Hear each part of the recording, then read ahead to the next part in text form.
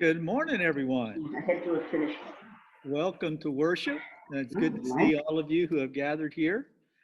And we gather together in God's Spirit to be connected to each other and thus to the very being of God. So it's good to see each and every one of you. I note before we begin that we have a visitor that signed in on our chat, Janet Kaysen, who is Sharon Boyd's sister. And Janet, we are so glad to have you with us today. Um, and thank you for your presence. We're missing the Boyches as they've been gallivanting all over the country, but we're glad for their time that they're having away. We have a service today that is inspired and sponsored by our task force on anti-racism. And in a few moments, the chair of that task force, Julie Amaker, will um, formally introduce us and, I'm sorry, introduce the topic and do a welcome and help us move into the service. For now, let me just say that our speaker today is Robin Wall Kimmerer. Dr. Kimmerer is an American distinguished teaching professor of environmental and forest biology. She's also the director of the Center for Native Peoples and the Environment. And this is at the State University of New York College of Environmental Science and Forestry. Dr. Kimmerer is a member of the Citizen Potawatomi Nation, and she is also the author of a book that you're going to be hearing more about that we're going to be learning from. So before I ask Julie to speak, I'd like for Tessa for you to show the cover of the bulletin. Um, and here you will see on the left, Dr. Kimmerer, and on the right, the cover of her book that we've been talking about, Braiding Sweetgrass. And if you'll show now the centering thought, Tessa, and this is just one little thought from Dr. Kimmerer. In some native languages, the term for plants translates those who take care of us. So, Julie, if you will now formally take us into the service. Thank you, everyone. Well, you just saw the cover of the book, Braiding Sweetgrass, and that's on the front of your bulletin today. And I was reading a little bit in the preface of the book that I wanted to share with you. But first, I wanted to tell you that one of the reasons that we selected this book is because it really focuses on two specific areas that we're really passionate about in our church. And one is social justice. It helps us to have more cultural humility. And cultural humility is one of the things that when we did the pilgrimage last year, that was the first thing we learned about. And I know some of you are doing the anti-racism pilgrimage either again or for the first time this year. And it's so important to understand other cultures. And then the other thing is humility about our planet, the environmental impact that we have every day by what we do and how we live.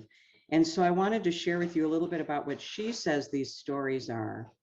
And I love the analogy that she does because she talks about the intimacy of braiding.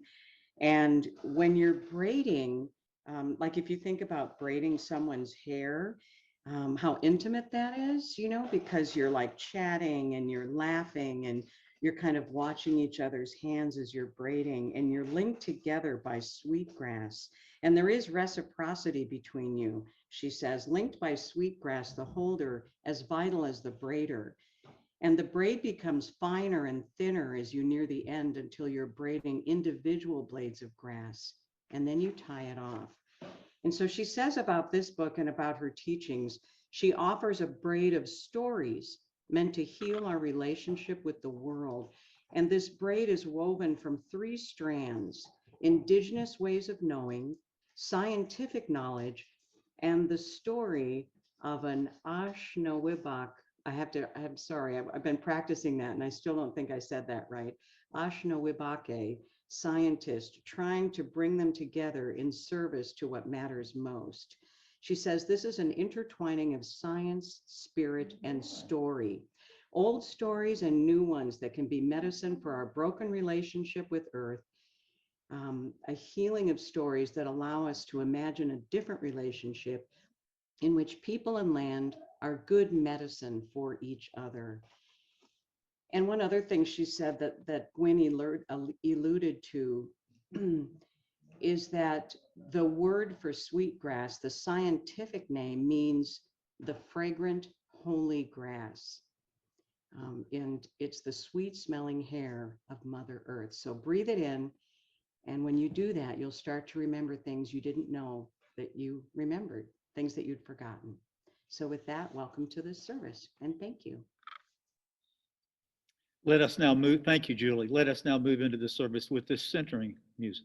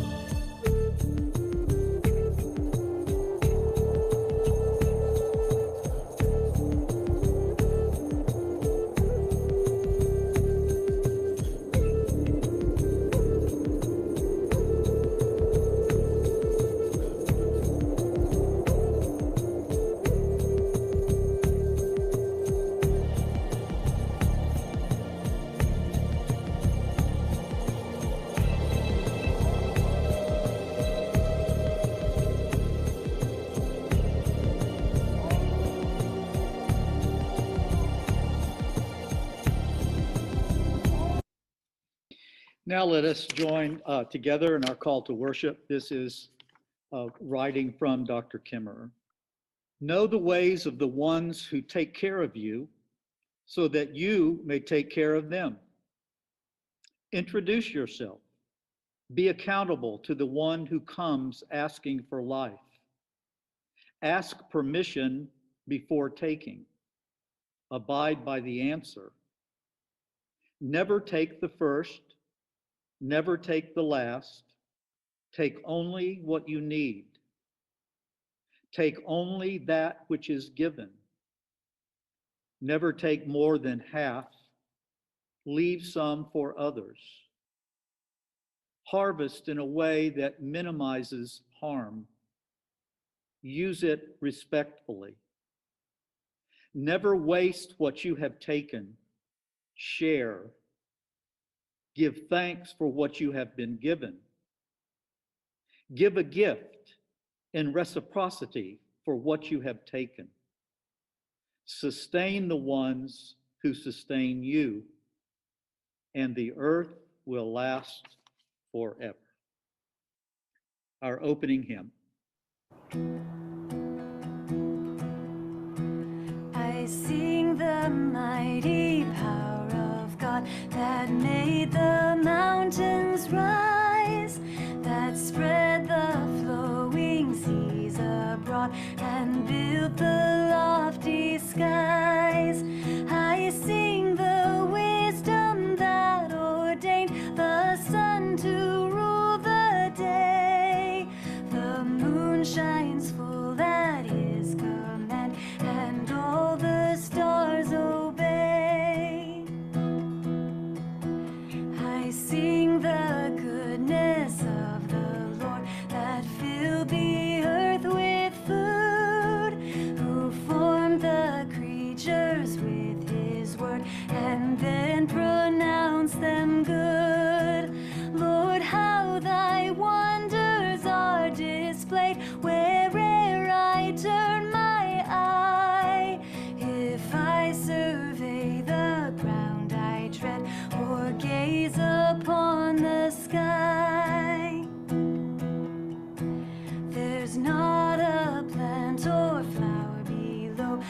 but makes thy glories known, and clouds arise and tempests blow by order from thy throne.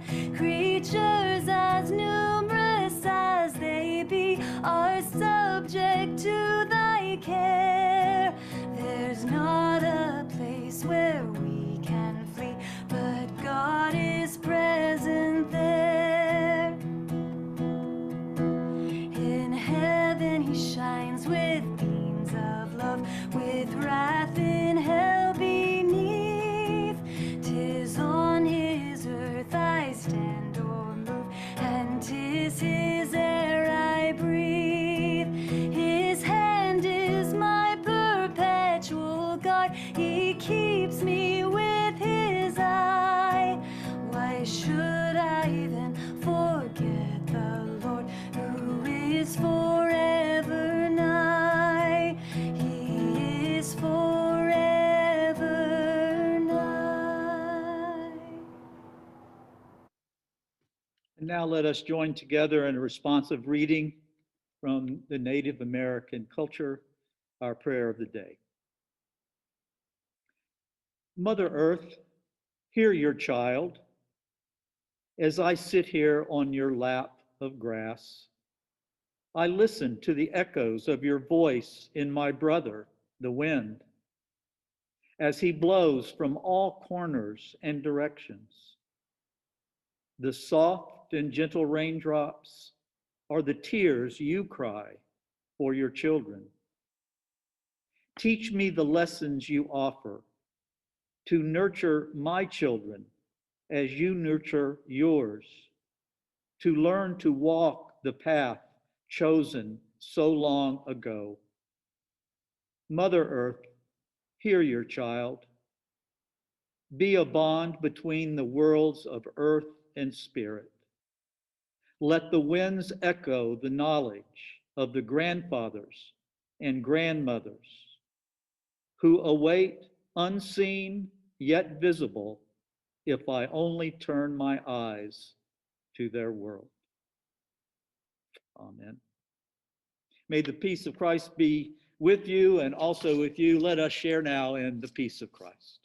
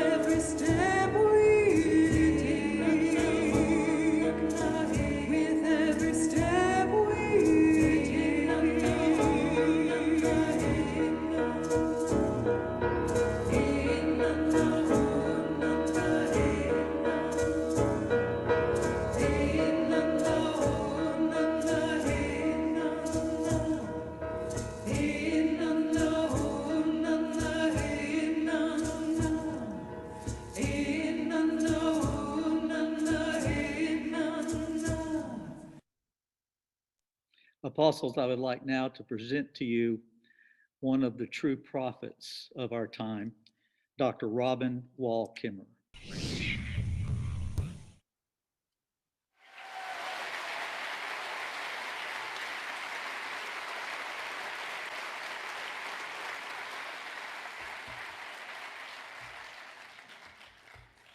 Miigwech, thank you. It's so wonderful to be here, and what a beautiful morning we have had already. Before we begin, I just want to say that I have news for Richard Branson and his prize for the carbon-sucking gizmo. We already have one. It takes tons of carbon from the atmosphere. It sequesters it in deep time storage. It cleans water, it makes oxygen, builds soil, and makes wonderful biodiversity. And it's called a forest.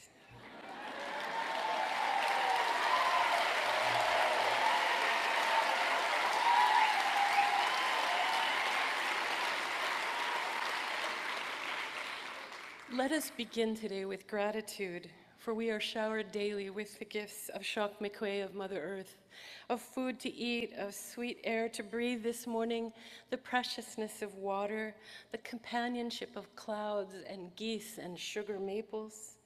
Gratitude for each other, for the privilege of our work together, and for the original peoples in whose homeland we meet, and for the more than human beings with whom we share the earth. I bring you greetings in the Potawatomi language. Bonjour, Shabadas Kegish Kokwe Nadeshnakas, Bodwe Wadmi Kwenda, Megaze Dodem, Minwa Mako Dodem, Ninmami Kwenda Mampi Yayan. I don't speak much of our language. I'm just a beginner, but our elders tell us that because our language is an endangered species, we should speak it, even if we know only a few words, to breathe life into it. And I also want to say at the outset that I will not tell you anything today that you don't already know. But we forget, we human people. And our elders have told us that our job is to remember, to remember. And that's where the stories come in. Because once upon a time, the skies over the Potawatomi homelands carried flocks of birds so vast they darkened the sky they could take days to pass by overhead. Flocks so large that their collective weight when roosting broke off the limbs of trees. And it was 100 years ago this fall, on September 1st, 1914, that the last passenger pigeon passed from this earth. And she was known as Martha, and she lived all alone in the Cincinnati Zoo. And in this time of accelerating species loss, this centennial commemoration of her death has really weighed very heavily on my shoulders. And so I dedicate this talk today to her. And I was surprised to find that while I knew a fair bit about the extinction of the passenger pigeon, I knew relatively little of their lives, so I started reading. I read about their communal nesting, all wing to wing, the way they cherished their single egg, how they shaped the forest with their feasting on oaks, and how they came like a distant wind and settled by the thousands to roost, conversing with one another, mothers, children, relatives of all kinds, in the voices which linger in the name that our people bestowed upon them. We call them Omimi. I was also fascinated to learn about how the lives of Omimi intersected with the lives of my Potawatomi ancestors, how many of our people understood the great flocks as flocks of departed souls, and how today we wear bird clan regalia of red and blue in their honor. And that one of the early chroniclers of the abundance of Omimi was none other than Simon Pokagon, a Potawatomi leader who described them as it was proverbial among our fathers that if the Great Spirit in his wisdom could have created a more elegant bird in plumage, form, and movement, he never did. And among Simon Pokagon's people up there on the St. Joseph River was a leader named Shoshagan who had a daughter named Shanoda, the wind blowing through, and she was my great, great, many greats grandmother. Like Omimi, they moved about the landscape together too, making their lives in the oak forest, where they too feasted on acorns, set their lodges in communal circles, and relatives of all kinds, wing to wing, cherishing their single offspring. And they gathered around the fire at night to tell stories. But someone else wanted those forests for farms, and the birds became a threat to the crops. And so in 1838, a year in which passenger pigeons were killed by the thousands, in traps, in shotguns and nests, packed in salt and sent by trainloads back to the east, the birds became fewer, and so our people became fewer. Our Potawatomi people were canoe people. Our lodges were built on cold blue lakes under the birches and the pines, lakes that rang with the voices of loons. Our Potawatomi people were canoe people until they made us walk, until someone else wanted that forest, and we were marched away at gunpoint from all that we knew. Marched from Michigan to Kansas on what became known as the Trail of Death. And I imagine my grandma Shaw Noda's hand just trailing over her beloved medicine plants as she walked away from them, saying a silent farewell to maples. We should ask them about climate change. In a single season, they lived it. What is it like to exchange a cool, lush forest for a hot, dusty grassland? Lakes for dry riverbeds, baskets of wild rice for sacks of weevily flour, loons for, well, there is no replacement for loons. And when I found the photograph of Martha, I felt in her gaze a lament. How could something so beautiful, so ancient, so prolific, simply vanish? What happened to the sound of their wings? Where did everybody go? What happened to the world I knew? And you know what? Every time I looked at that photograph, I felt my great-grandmother's voice tugging at my sleeve. Born on the shores of Lake Michigan and buried on the Kansas prairie, she probably said it too. How could something so beautiful, so ancient, so prolific just go away? What happened to the world I used to know? And climate change is a major driver of species extinction. On average, we lose 200 species every day. Every day. Shouldn't we be looking over our shoulder and saying goodbye as well? Because the stories of our people and the story of Omimi converge, for both were swept away by the same wind. And we know what happens when two winds, two weather fronts collide. Great turbulence and often suffering for the ones below. And two winds, two worldviews met on this continent. Worldviews which color our relations with the living land, which shape our answer to the question of, what does land mean? A worldview in which land was understood as sacred, as our sustainer, our pharmacy, our identity, our home, our library, the place where we play out our moral responsibility in return for our very lives, peopled with our non-human relatives. This is a way of being in which the tar sands are unthinkable. This view of the earth suddenly encountered another view, a kind of climate change in values. The whole notion of land as a set of relationships and moral responsibilities was replaced by the notion of land as rights, rights to land as property. And what our people called the gifts of the land suddenly became natural resources, ecosystem services, and capital. Nature as family became nature as machine, and our non-human relatives, our teachers, became mere objects for consumption. This is a way of being that invites us to the tar sands. This is the same question that has us teetering on the precipice of unparalleled extinction and climate chaos. Is the land a source of belongings or a source of belonging? The turbulence of the clash of worldviews spawned the wind that tried to blow away the Potawatomi and propelled the extinction of the most abundant bird on earth. And we need to remember and name this heartbreak, because that same wind still threatens us all, and its temperature is rising. And you should know that Martha, the story of Martha and of my grandmother Shawnota, are foretold in the Anishinaabe teachings that Melissa mentioned, the people of the seventh fire. It's an ancient teaching which could not be more urgent. For unlike our sister species, Mimi, we are still here. With teachings that enable survival and resilience, teachings that the earth asks for today. And the teachings of the seventh fire are the history of our people, and I'll share just a tiny fragment of it today, in which each fire refers to an era in the history of our people. It's the story of our origins, our migration, and of our great teachers who warned of the changes that were to come.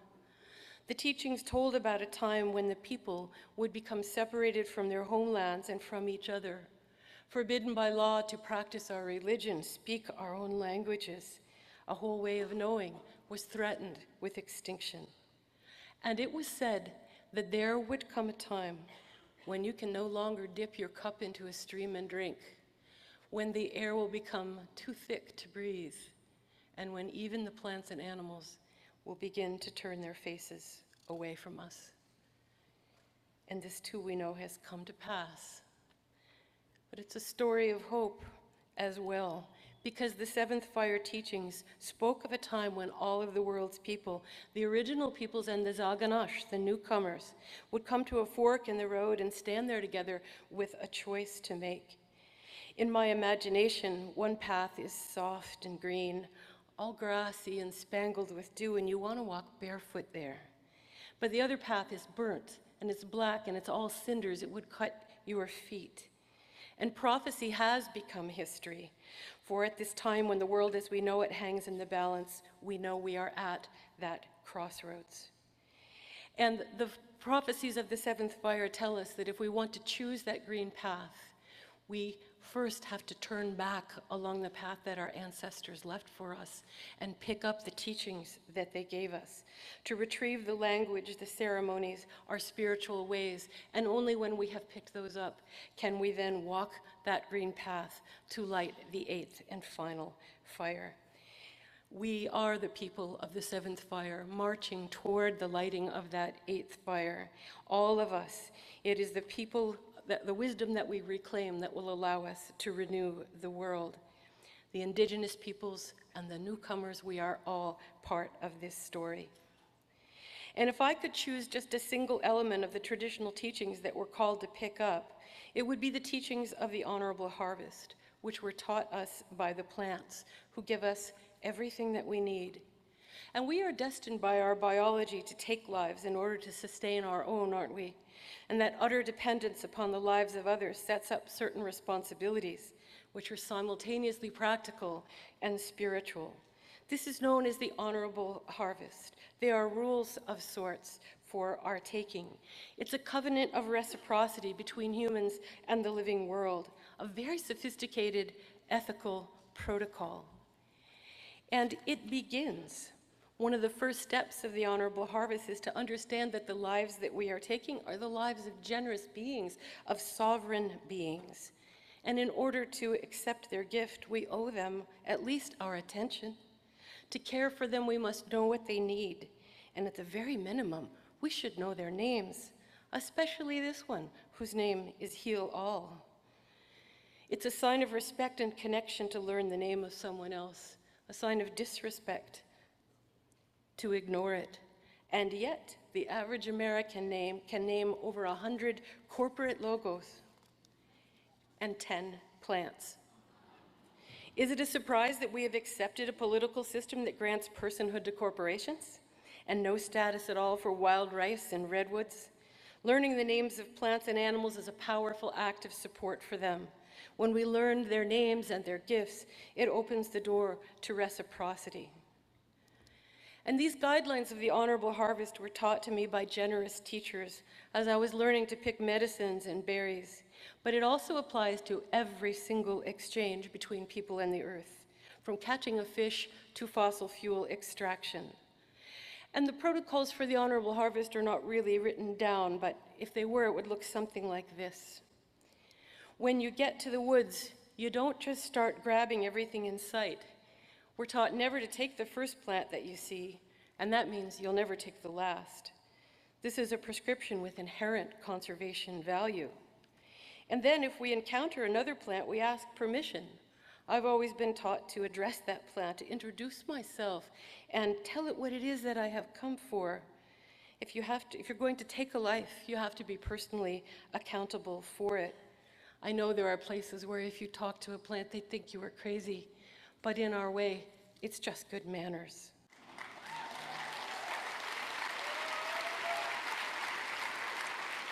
It's a two-way conversation, though. If you're going to ask, you have to listen for the answer. You can listen in different ways, pragmatically, intuitively. Look around, see whether those plants have enough to share. And if the answer is no, you go home. For we remember that they don't belong to us. And taking without permission is also known as stealing. And if you are granted permission, then take only what you need and not a bit more. And this is a difficult step in our materialist society, where the difference between wants and needs are so blurred. And the Honorable Harvest counsels that we also take in such a way that does the least harm and in a way that benefits the growth of the plant. Don't use a shovel when a digging stick will do. Use everything that you take. It's disrespectful of the life that's given to waste it. And we have forgotten that the easiest way to have everything that you need is not to waste what you have. Be grateful. Give thanks for what you have received. And in an economy which urges us to always want more, the practice of gratitude is truly a radical act. Thankfulness for all that is given makes you feel rich beyond measure. It reminds us that we're just one member of the democracy of species. It reminds us that the earth does not belong to us. The next tenet of the Honorable Harvest is to share it with others, human and non. The earth has shared generously with us, so we have to model that behavior in return. And a culture of sharing, we know, is a culture of resilience. And reciprocate the gift. We know that in order for balance to occur, we can never take without also giving back. Plant gatherers often leave a spiritual gift behind, but it can also be a material gift, weeding, caretaking, spreading seeds, helping those plants to flourish. We give songs, we give ceremony, we give our respect, we give fertilizer. The ways to reciprocate are many. And what if the precepts of the Honorable Harvest was the law of the land? What would the world look like if a developer poised to convert a meadow into a shopping mall had to ask the permission first of the goldenrod and the meadowlarks and had to abide by the answer?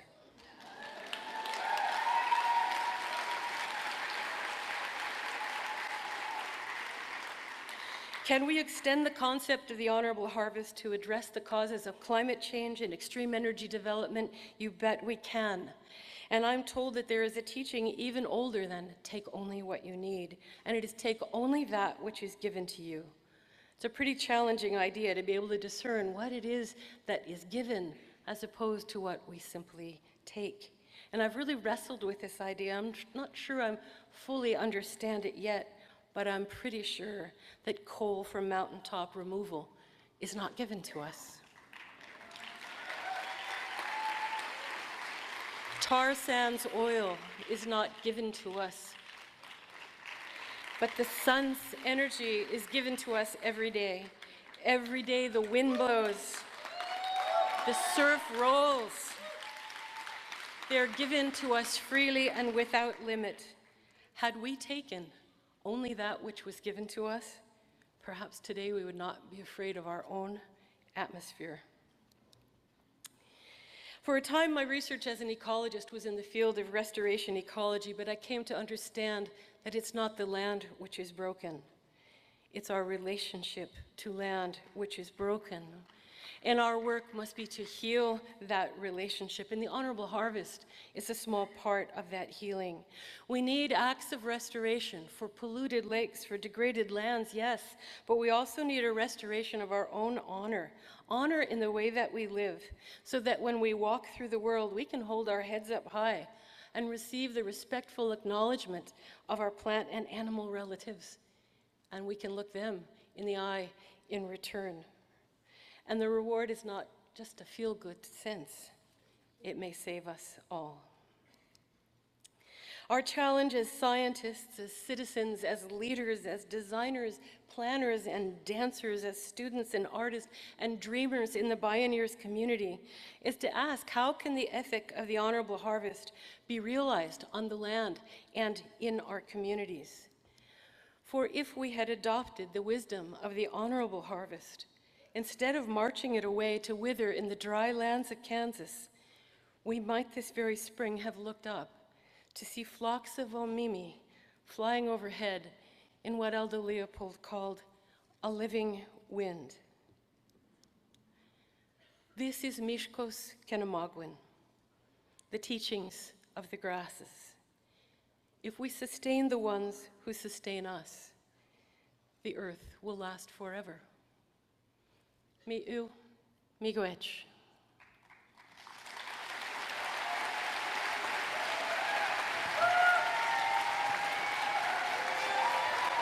Thank you. Thank you. Thank you. Such a beautiful word as this perhaps calls for a response that is beautiful without words. So here is our response in this circle dance.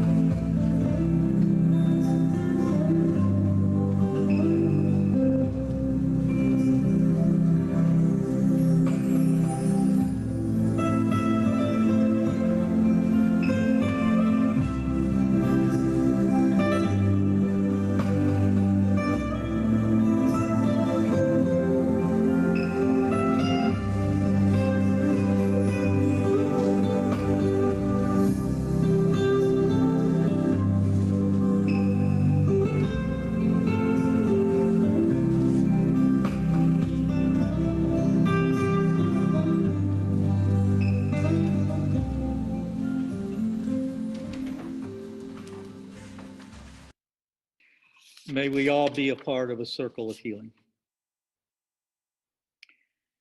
We come now to our joys and concerns, prayers of the people. I'd like to begin after that presentation. I remember from reading Aldo Leopold, but had forgotten until Dr. Kimmerer's talk about the passenger pigeon.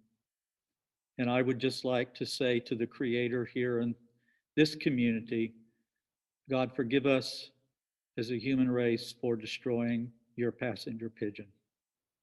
Let all people say together, oh God, hear our prayer.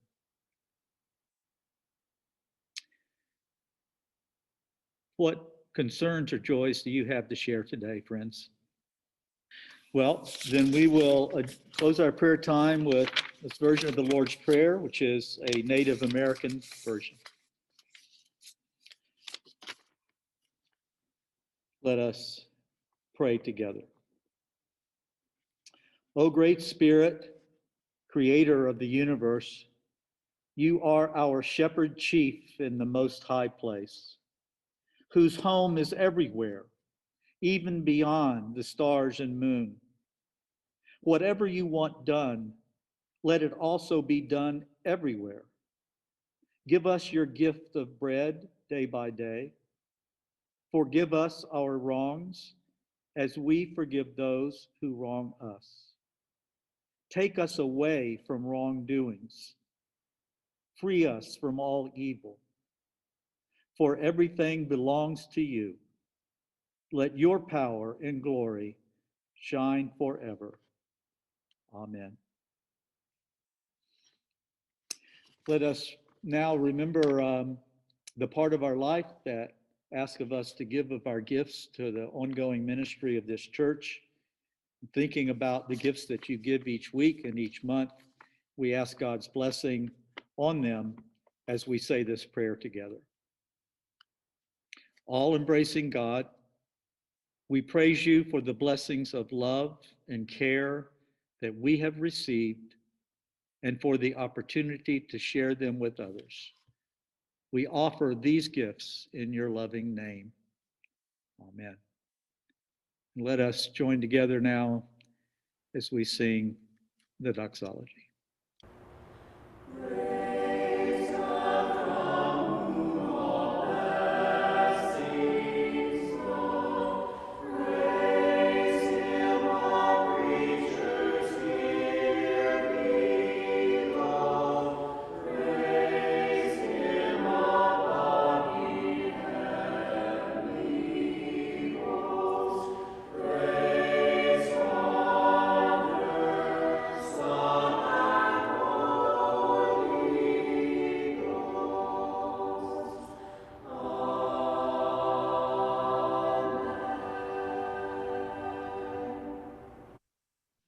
Wondering if there are any announcements or opportunities that you have to share.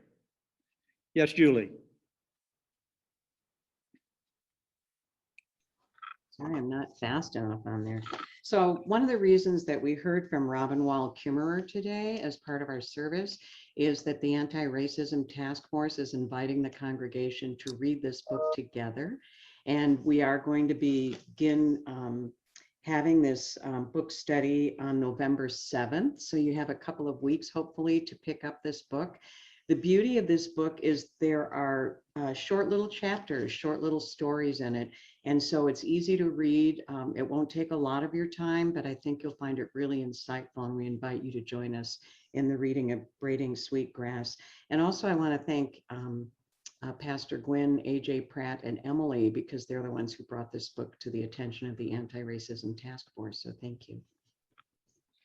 And I would just follow that up. I know, apostles, that a lot of stuff comes at us, a lot of resources and a lot of opportunities.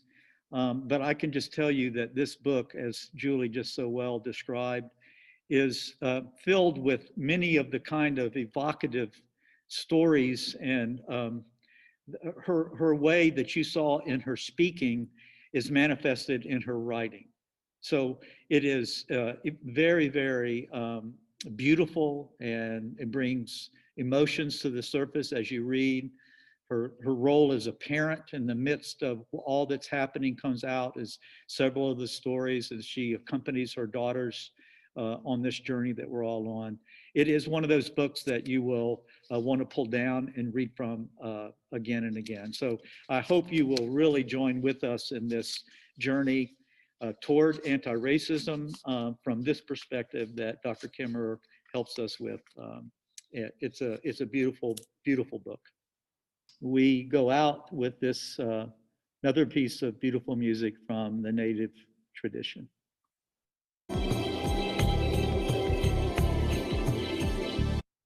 Sorry about that.